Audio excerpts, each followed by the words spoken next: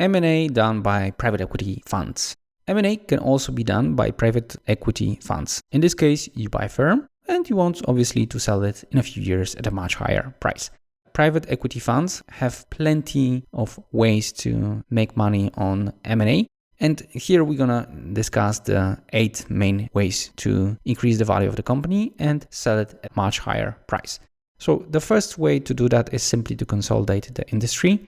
In this case, you buy a lot of smaller players, you combine them, integrate them into one big player, and then you sell it to a strategic investor or another private equity. Another option is to buy a successful company and use the money you got from investors to grow it fast to an interesting size. Usually in those cases, you again either sell it to a strategic investor or you float it on the stock exchange. Sometimes you don't require any growth of EBITDA. You're using the so-called multiplier arbitrage to create value. In this case, we're going to discuss in more details later on.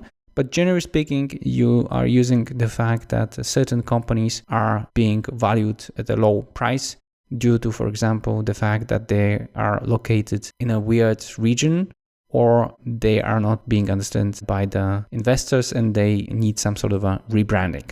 Many private equities will be buying, for example, companies on emerging markets and later on putting them on developed markets like USA and using the fact that on those markets, the multiplier is much higher. We're going to go into more details around that later on.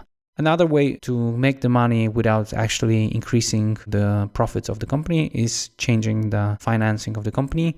So in this case, you simply provide cheaper financing, you restructure the debt, and in this way, you create the additional value. Some private equities specialize in something which is called performance improvement. Here, you buy a big company and you try to increase their profits by cutting costs, increasing prices, and also increasing a little bit the scale. Linked to that is a situation where you're actually buying a company that has troubles. So this is a distressed asset. And then you try to do something which is called turnaround. So here you not only want to increase the profitability of the company, but also in many cases provide the required liquidity. This is extremely difficult and hardly any private equity does this, as this is very risky when it comes to the end result.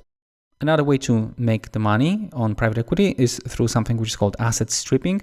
In this case, you buy a company with too much assets that the company is not using.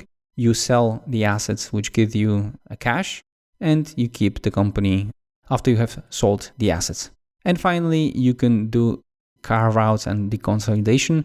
In this option, you divide the company into smaller pieces, usually around the business units, and you sell each and every piece at a much higher price than what you have paid for the whole company.